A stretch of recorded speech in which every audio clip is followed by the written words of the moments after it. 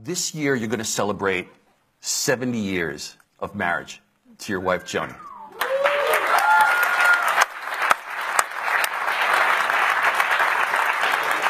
We decided to stay with it until we get it right. We're still working on it. I want to know how you two kids met. I want to know that story. After I got out of the Army, I decided I think I'd like to get married. I was tired of living with sergeants and corporals and privates. I wanted to live with a girl. And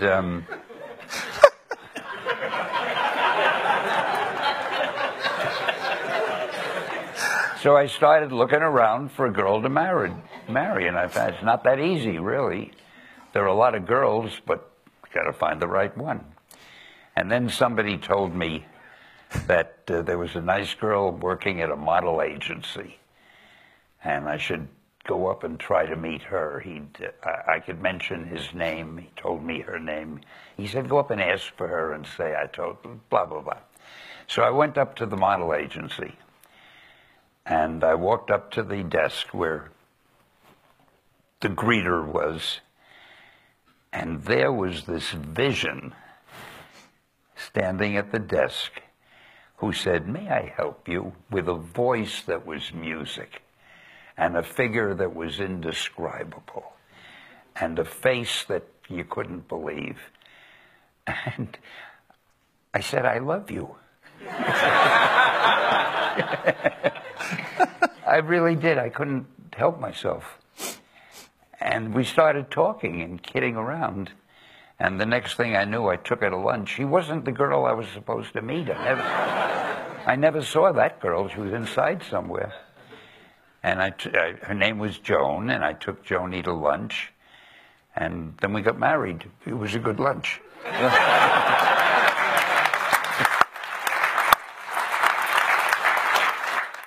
I personally believe that she's the reason we're here. I think Joni is responsible for the Marvel Universe, right? Because, she's responsible for my universe, right? That's for sure. But, there's that story where you were going to quit, right? Now I see what you were leading at. You are clever, and the way you get around. This is all about Joni. We wouldn't be here. This wouldn't be happening. I was doing the comics, and my publisher, Martin Goodman, told me how he wanted them done. A lot of action, a lot of fight scenes, not too much dialogue. Our readers don't like to read dialogue. And don't use any big words. They're not good at vocabulary. Just concentrate on the fight scenes. That's what they like. Well, I can write a fight scene, I think, as well as anybody, but that's not what I wanted to spend my life doing. I said, how about characterization? How about caring for the characters and building them? Give me fight scenes. So I went home and I said to Joni, honey, I think I'd like to quit. I can see this job as a dead end. It's going to lead to nothing. I might as well leave now and try to find something else to do. And then the thing you're leading up to, she gave me the world's greatest advice.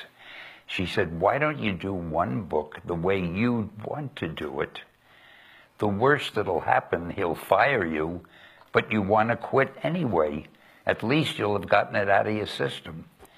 I thought that was good advice. So I did the Fantastic Four, which was more the type of story I wanted to do. It wasn't all fight scenes, and I had 4 characters that I could give different personalities to each one and so forth. And I did it. I didn't hear much from Martin about it until 30 days later when the sales figures came in. And he said, hey, Stan, that Fantastic Four, it did well. It sold more than any of our other books. How about if you do a few more titles like that? And that's what started the whole thing.